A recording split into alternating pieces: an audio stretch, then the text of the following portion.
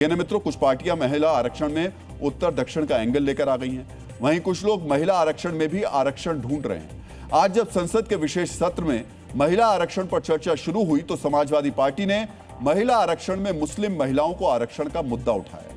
यानी जो 1/3 आरक्षण की व्यवस्था की जा रही है उसमें एक हिस्सा मुस्लिम महिलाओं को भी मिलना चाहिए। इसका मतलब यह है कुछ सीटें ऐसी होनी चाहिए जो मुस्लिम महिलाओं के लिए आरक्षित हों, वहां से सिर्फ मुस्लिम महिलाएं ही चुनाव लड़ सकें। मुस्लिम आरक्षण की मांग के पीछे समाजवादी पार्टी की रणनीति जानने से पहले आपको देखना चाहिए कि संसद में इस पर हुआ क्या। इसके पक्ष में है वहां के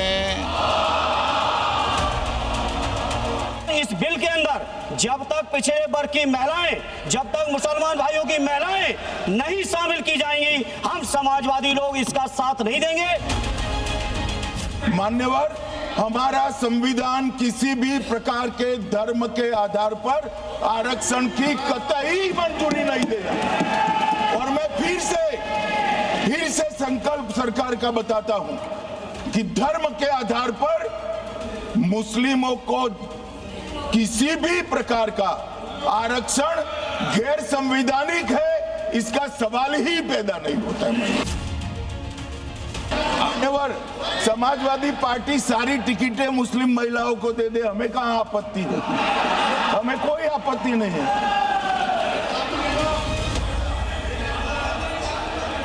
डीएनए मित्रों, लोकसभा और विधानसभा में सीटों के आरक्षण का प्रावधान शुरू से ही रहा है, लेकिन आरक्षण सिर्फ अनुसूचित जाति और अनुसूचित जनजाति के लिए है।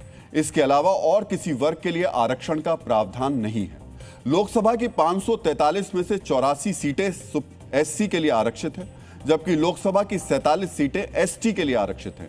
यानी लगभग 24% सीटें एससी एसटी के लिए आरक्षित हैं। यह आरक्षण भारतीय संविधान के अनुच्छेद 330 के तहत प्रदान किया गया है। बाकी 412 सीटें सामान्य श्रेणी की हैं, जहां से किसी भी जाति, वर्ग और धर्म का व्यक्ति चुनाव लड़ सकता है। महिला आरक्षण में भी सरकार का यही फॉर्मूला है। जो 1/3 सीटें महिलाओं के लिए आरक्षित होंगी, उनमें से लगभग 24% सीटें एससी एसटी वर्ग की महिलाओं के लिए आरक्षित होंगी। बाकी सीटें हर वर्ग की महिलाओं के लिए खुली होंगी, वहां से कोई भी महिला चुनाव लड़ सकेगी। मित्रों, आज जब आरक्षण के भीतर आरक्षण की मांग हो रही है तो आपको एक महत्वपूर्ण जानकारी होनी चाहिए। महिला आरक्षण में देरी की एक बड़ी वजह यह है कि इसमें आरक्षण के भीतर आरक्षण की मांग की गई थी।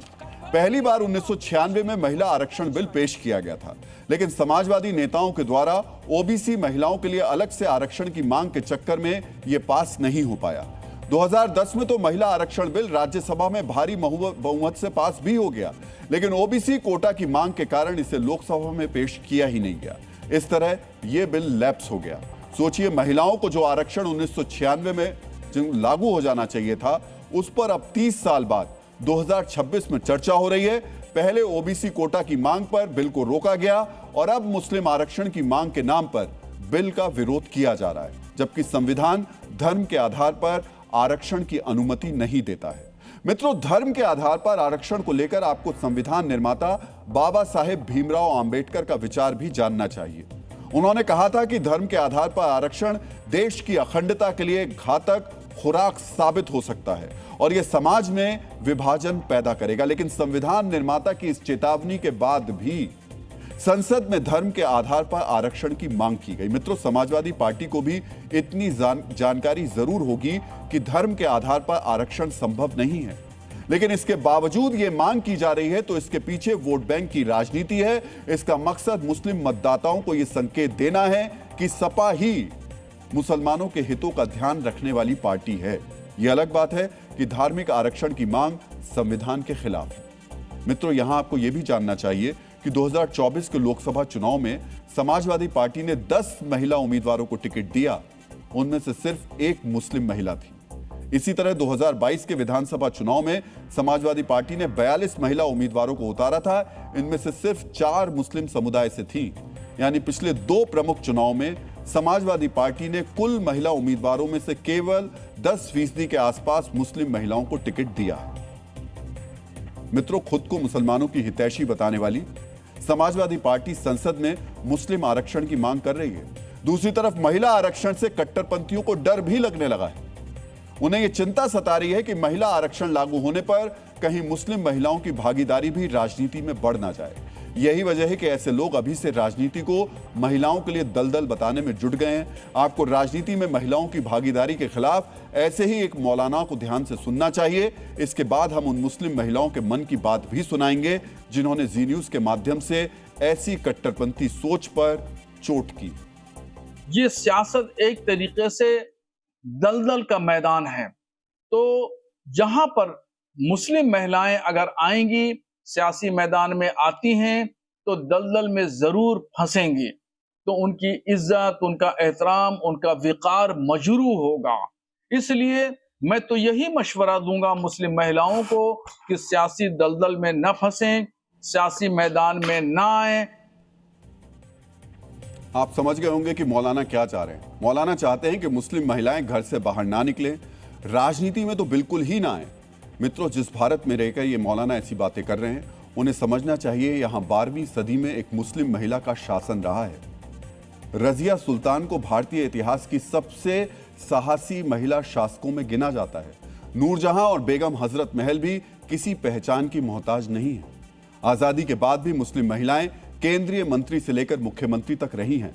मोहसिना किदवई, नजमा हिब्तुल्लाह, सैयद अनवरा तैमूर और महबूबा मुफ्ती जैसी महिलाओं ने राजनीति में अपना असर छोड़ा है। लेकिन यह सच्चाई है कि दूसरे धर्म की महिलाओं के मुकाबले मुस्लिम महिलाओं का प्रतिनिधित्व बहुत कम रहा है। आजादी के बाद से कुल 690 महिला सांसद लोकसभा में चुनी गई। इनमें केवल 18 मुस्लिम महिलाएं हैं, यानी 3% से भी कम है। मौजूदा समय में 75 महिला सांसदों में केवल 2 मुस्लिम महिला सांसद हैं, एक समाजवादी पार्टी की इकरा हसन और दूसरी टीएमसी की सजदा अहमद। मित्रों, मुस्लिम महिलाओं के इतने कम प्रतिनिधित्व का कारण मौलाना बरेलवी जैसी सोच ही है। ऐसी सोच के कारण ही मुस्लिम महिलाओं को राजनीति से दूर रखा गया। लेकिन मौजूदा दौर में महिलाएं मौलाना की इस सोच से सहमत नहीं है और वो नई जिम्मेदारी उठाने के लिए तैयार है। और एक बात और समझ लीजिए, ये जो मौलाना बरेलवी ये सब ज्ञान दे रहे हैं, ये जो राजनीति को दलदल बता रहे हैं, अभी कोई राजनीतिक पार्टी इनको टिकट दे दे और जीत की गारंटी दे दे तो ये दलदल में कूदने के लिए तैयार हो जाएंगे। लेकिन इस दलदल पर और इस सोच पर मुस्लिम महिलाएं कह क्या रही हैं, अब वो सुन लीजिए। महिलाओं को, चाहे वो किसी भी धर्म की हो, उन्हें राजनीति से दूर रहने की सलाह मैं इसे तखयानुसी सोच कहूँगी और उनके संवैधानिक अधिकारों का उल्लंघन कहूँगी। इस्लाम में इस चीज़ को ऐसा नहीं कहा गया है कि सिर्फ महिलाएं घर में ही रहेंगी, बाहर नहीं निकल सकती हैं। इस्लाम में तो बल्कि पहली हमारी जो महिला है हजरत खदीजा अलैहिस्सलाम, उन्होंने तो खुद बिजनेस किया है। शरीयत ने तो इद्दत के दौरान औरत को जॉब करने की इजाज़त दी है। मैं नहीं समझती कि उन्हें अगेंस्ट होना चाहिए, और खासतौर से अगर इस्लाम को लेके वो लोग ये बात कह रहे हैं तो इस्लाम में तो औरतों को सबसे ज़्यादा मकाम दिया है। मौलाना साहब के विचार हैं, उनके विचारों का खंडन करती हूँ। और इस तरीके से हमारी जो महिलाएं हैं, मुस्लिम महिलाएं वैसे ही बहुत पीछे रहती हैं। तो मौलाना बरेलवी धर्मनिरपेक्ष देश भारत में मुस्लिम महिलाओं को राजनीति से दूर रहने की सलाह दे रहे हैं। लेकिन कट्टरपंथ के केंद्र पाकिस्तान में बेनजीर भुट्टो 2 बार प्रधानमंत्री चुनी गई और वो भी आज नहीं बल्कि 4 दशक पहले। इसी तरह भारत के एक और मुस्लिम बहुल पड़ोसी बांग्लादेश में 30 साल से ज्यादा समय तक राजनीति में 2 महिलाओं के इर्द गिर्द घूमती रही। शेख हसीना और खालिदा जिया ने बारी बारी से बांग्लादेश की सत्ता संभाली। लेकिन हमारे देश के मौलाना कहते हैं कि सियासत में उतरने से महिलाएं दलदल में फंस जाएंगी। टीएनए मित्रों, सोचिए, महिलाओं को प्रतिनिधित्व देने के मुद्दे को भी वोट बैंक के नजरिए से देखा जा रहा है।